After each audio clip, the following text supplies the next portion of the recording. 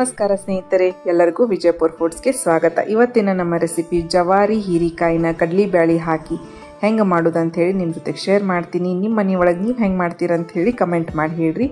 Video start ಮಾಡೋಕ್ಕಿಂತ ಮುಂಚೆ ನನ್ನ ಚಾನಲ್ ನೀವು ಇನ್ನೂವರೆಗೂ ಯಾರಾದರೂ ಸಬ್ಸ್ಕ್ರೈಬ್ ಮಾಡ್ಕೊಳ್ಳಾರ್ದೆ ನೋಡಾತಿದ್ರೆ ಅಂದರೆ ಪ್ಲೀಸ್ ಸಬ್ಸ್ಕ್ರೈಬ್ ಮಾಡ್ಕೊರಿ. ನಾನು ಯಾವುದೋ ಹೊಸ ವಿಡಿಯೋ ಹಾಕಿದ್ರು ಇಮಿಡಿಯೇಟಾಗಿ ನಿಮಗೆ ಅದರದ್ದು ನೋಟಿಫಿಕೇಷನ್ ಬರ್ತೈತಿ. ಯಾವುದೋ ಅಡೆತಡೆ ಇಲ್ಲದೆ ನೀವು ನನ್ನ ವಿಡಿಯೋಸನ್ನು ನೋಡ್ಬೋದು.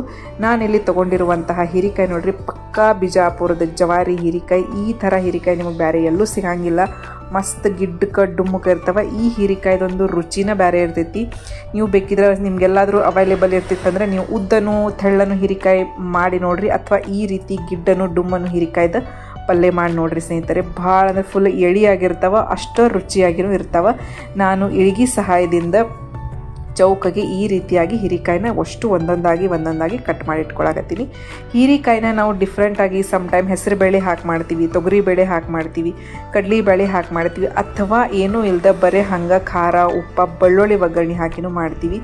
ಬೇರೆ ಬೇರೆ ರೀತಿ ಆಮೇಲೆ ಹಸಿ ಮೆಣಸಿನ್ಕಾಯಿ ಹಾಕಿ ಮಾಡ್ತೀವಿ. ನೀವು ನಿಮ್ಮ ಮನೆ ಒಳಗೆ ಹೆಂಗೆ ಮಾಡ್ತೀರಂತ ಶೇರ್ ಮಾಡಿರಿ. ಹೀರಿಕಾಯಿ ಬೇರೆ ಬೇರೆ ಥರ ಮಾಡೋದ್ರಿಂದ ಬೇರೆ ಬೇರೆ ರುಚಿನ ಕೊಡ್ತೈತಿ ರೀ ಸ್ನೇಹಿತರೆ. ಎಲ್ಲ ಥರದ್ದು ರುಚಿನೂ ಒಂಥರ ಡಿಫ್ರೆಂಟ್ ಆಗಿರ್ತೈತಿ, ಆಮೇಲೆ ಟೇಸ್ಟಿಯಾಗಿರ್ತೈತಿ.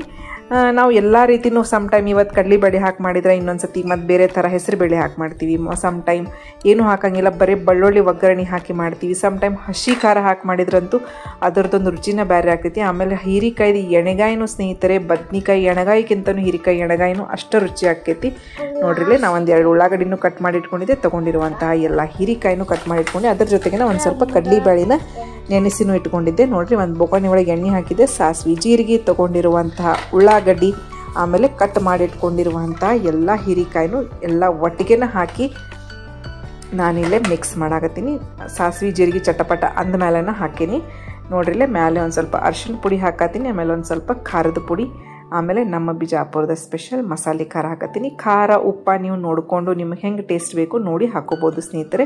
ನಾನಿಲ್ಲೇ ರುಚಿಗೆ ತಕ್ಕಷ್ಟು ಉಪ್ಪನ್ನು ಇದ್ರೊಳಗೆ ಆ್ಯಡ್ ಮಾಡ್ಕೊಂಡಿನಿ. ನೋಡಿರಿ, ಇಷ್ಟನ್ನು ಹಾಕ್ಕೊಂಡು ನಾವು ಚೆಂದಾಗಿ ಎಣ್ಣೆ ಒಳಗನ ಇದನ್ನು ಬಳೊತ್ತಾಗೆ ನಾವು ತಾಳಿಸ್ಬೇಕಾಗ್ತೈತಿ.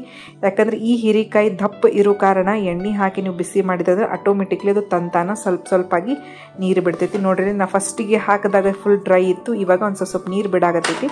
ಒಂದು ಲೆವೆಲಿಗೆ ಒಂದು 5 ನಿಮಿಷ ಇದು ನೀರು ಬಿಟ್ಟ ಮೇಲೆ ನಾನೇನು ನೆನೆಸಿಟ್ಕೊಂಡಿದ್ನೆಲ್ಲ ಕಡ್ಲಿ ಬ್ಯಾಳಿ, ಆ ಕಡ್ಲಿ ಬ್ಯಾಳಿನೂ ಇದ್ರೊಳಗೆ ಹಾಕಿ ಇನ್ನೊಂದು ಸತಿ ಅಥವಾ ಇನ್ನೊಂದು 5 ನಿಮಿಷದಷ್ಟು ನಾವು ಇದನ್ನು ಚೆಂದಾಗಿ ಎಣ್ಣೆ ಒಳಗನ ತಾಳಿಸ್ಕೋಬೇಕು.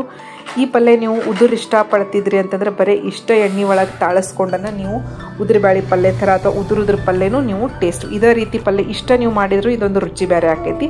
ಅಥವಾ ಇಲ್ಲಪ್ಪ ನಿಮಗೊಂದು ಸ್ವಲ್ಪ ಗ್ರೇವಿ ಥರ ಬೇಕು ಅಂತಂದ್ರೆ ಒಂದು ಹನಿ ನೀವು ನೀರು ಹಾಕೋಬೋದು. ನಾನಿಲ್ಲೇ ಕಾರೆಳ್ಳು ಪುಡಿ ಅಥವಾ ಗುರೆಳ್ಳು ಪುಡಿ ಒಂದು ಅರ್ಧ ಚಮಚದಷ್ಟು ಗುರೆಳ್ಳು ಪುಡಿ ಹಾಕ್ಕೊಂಡಿನಿ. ಗುರೆಳ್ಳು ಪುಡಿ ಹಾಕೋದ್ರಿಂದ ಒಂಥರ ರುಚಿ ಬೇರೆ ಬರ್ತೈತೆ ನೋಡ್ರಿ. ಆಮೇಲೆ ಒಂದು ಸ್ವಲ್ಪ ನೀರನ್ನ ಆ್ಯಡ್ ಮಾಡ್ಕೊಂಡಿನಿ. ನೀರು ಮಾಡಿಕೊಂಡು ಒಂದು ಮುಚ್ಚಳ ಮುಚ್ಚಿ ಒಂದು 10 ನಿಮಿಷ ಇದನ್ನು ಚೆಂದಾಗಿ ನಾನು ಕುದಿಯಾಕಿಟ್ಟಿದ್ದೆ. ನೋಡ್ರಿ, ಹೀರಿಕಾಯಿ ಆಮೇಲೆ ಹಾಕಿರುವಂತಹ ನೆನೆಸಿರುವಂತಹ ಕಡ್ಲಿ ಬೇಳೆನೂ ಕುದಿರ್ತೈತ್ರಿ. ನೀವು ಇದನ್ನು ರೊಟ್ಟಿ ಜೋಡಿ, ಚಪಾತಿ ಜೋಡಿ ಅಥವಾ ಬಿಸಿ ಅನ್ನದ ಜೊತೆನೂ ನೀವು ಸವಿಬೋದು. ಈ ರೀತಿ ಪಲ್ಯ ನೀವು ಮಾಡಿ ನೋಡ್ರಿ ಅಂತ ಇಲ್ಲಿಗೆ ವಿಡಿಯೋ ಮುಗಿಸಾಕತ್ತೀನಿ. ಧನ್ಯವಾದಗಳು ಸ್ನೇಹಿತರೆ.